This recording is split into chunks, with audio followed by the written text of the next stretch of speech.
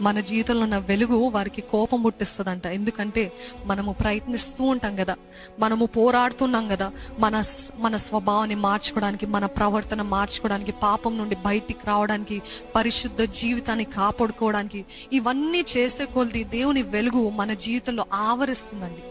మన చుట్టూ కూడా దేవుని సన్నిధి, దేవుని వెలుగు, దేవుడు మనలో నివసిస్తే వాటికి మంట అంట. ఎందుకు మంట తెలుసా?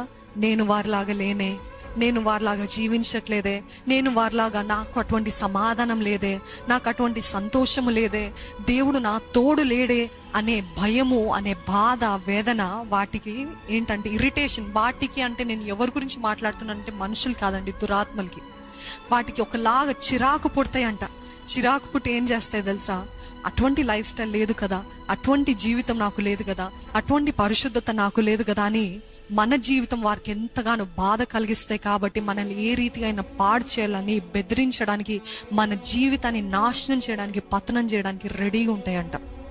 So they always are there irritated by our lifestyle. మనం దేవుని వాక్యం చదవటము, మనం ప్రార్థన చేస్తే కొంతమందికి మంట కలుగుతుంది. మరి ముఖ్యంగా అన్య కుటుంబం నుండి వచ్చిన వారు ఒక్కలో రక్షించబడితే ఆ కుటుంబంలో మిగతా వారందరూ కూడా ఆ ఒక్క వ్యక్తి, అప్పటి వరకు వారు ఎన్ని స్థలాలకి తిరిగినా, ఎన్ని పాపపు కార్యాలు చేసినా, ఎంత భయంకరమైన జీవితము జీవించినా, ఎంతగా భయంకరమైన స్నేహితుల్ని కలిగినా ఎప్పుడు కూడా ఒక్క మాట అనరండి, తిట్టరండి, ఏం మాట గద్దించరు, ఏమనరు. అలా చేయట్లే నాన్న అని అంటారు అంతే. కానీ ఎప్పుడైతే బైబిల్ పట్టుకుంటారో, ఎప్పుడైతే ప్రార్థన చేయడం స్టార్ట్ చేస్తారో, ఎప్పుడైతే వారి స్వభావంలో మార్పు కలుగుతుందో, ఎప్పుడైతే దేవుని గట్టిగా పట్టుకుంటారో, అప్పుడు చుట్టూన వారికి తెలియని మంట.